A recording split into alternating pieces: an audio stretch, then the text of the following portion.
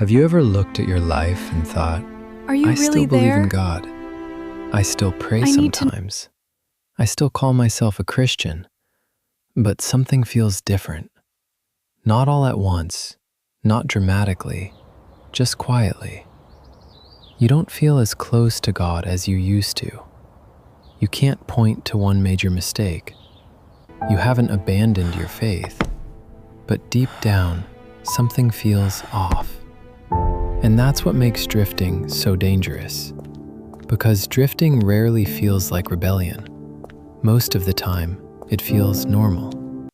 It happens slowly, one small choice at a time, one distraction at a time, one excuse at a time. Today, I want to talk about 7 signs you might be drifting from God. Not to make you feel guilty, but to help you notice what your heart may already be trying to tell you. Because sometimes, the first step back to God is simply being honest about where you are. The first sign is this: you only talk to God when something goes wrong. Think about it. When life gets hard, prayer suddenly feels important. When anxiety shows up, you pray. When a relationship breaks down, you pray.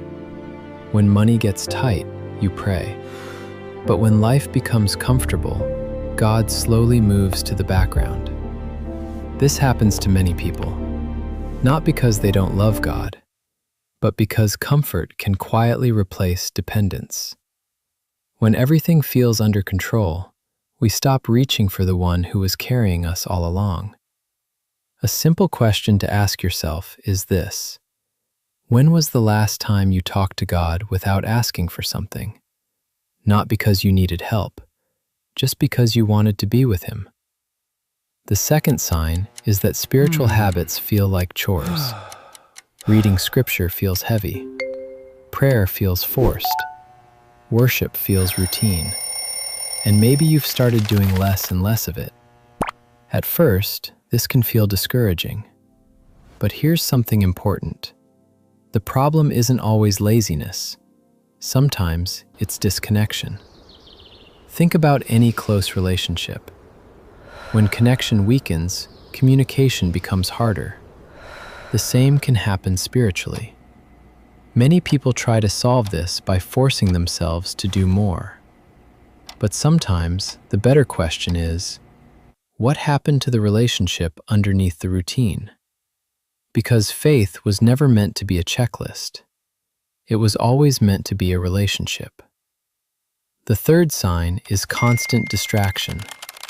Not necessarily bad things, just endless noise, scrolling, videos, notifications, entertainment, busyness. None of these things are automatically wrong, but they can slowly fill every quiet space in your life. And here's the problem. God often speaks in moments of stillness. Not always through dramatic experiences. Sometimes through conviction. Sometimes through peace. Sometimes through a simple thought that enters your heart when everything else becomes quiet.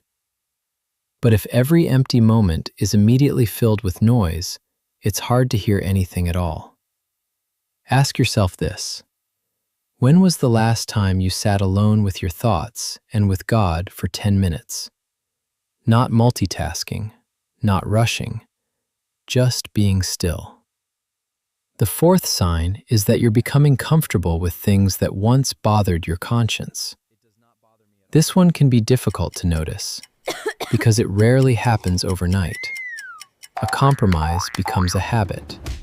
A habit becomes normal. And eventually, something that once felt wrong barely gets your attention anymore.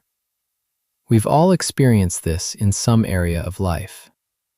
The human mind adapts quickly. What shocks us today can feel ordinary tomorrow. Spiritually, that's dangerous, because a healthy conscience is one of God's gifts. It's meant to guide us, not condemn us. Guide us. When conviction disappears completely, it's worth asking why. Not with fear, with honesty. The fifth sign is that you're relying entirely on your own strength. This one often looks responsible, productive, even successful. You make plans, set goals, work hard, I am never going to meet all these stay deadlines. busy. And none of that is bad. But somewhere along the way, God stops being your source and becomes an afterthought. You carry every burden yourself, every fear, every decision, every pressure. And eventually, you become exhausted. Because you were never meant to carry life alone. Many people think drifting from God looks like obvious rebellion. Sometimes it looks like self-reliance. Sometimes the person furthest from dependence on God isn't failing.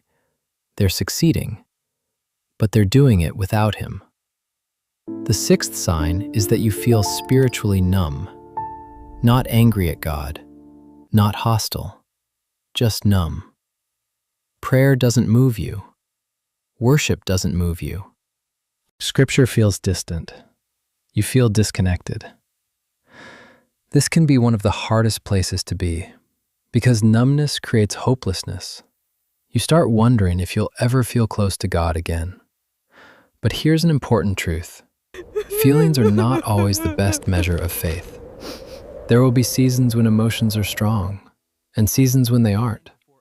What matters is whether you keep turning toward God, even when you don't feel much. Some of the deepest spiritual growth happens in seasons that feel ordinary, even silent. The seventh sign is that you no longer expect God to work in your life. This one is subtle. You still believe in God. You still believe He works. You just don't expect Him to work in your situation. You stop praying bold prayers. You stop believing things can change. You stop looking for God's hand in your daily life. Disappointment has quietly lowered your expectations. Maybe you've prayed for something for a long time. Maybe you've been waiting for answers. Maybe you've been hurt. That's understandable. But when hope disappears, distance often follows.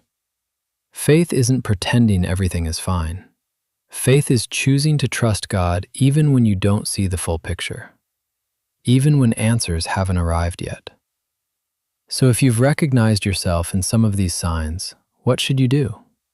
Start small, really small.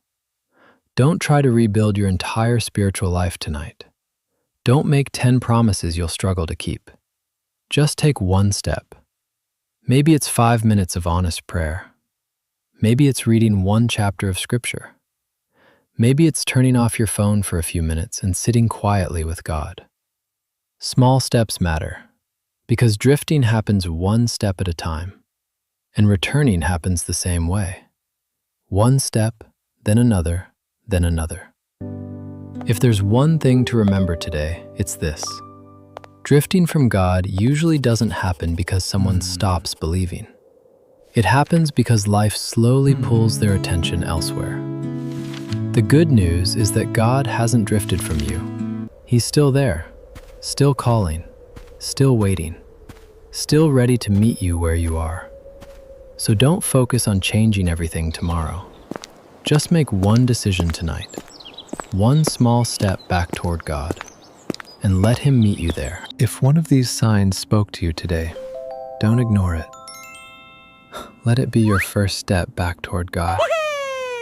And if this video encouraged you, consider subscribing so we can keep growing in faith together. If you're feeling distant from God today, remember this. One prayer can begin a comeback. One moment of honesty can change a direction. And one step toward God is never wasted.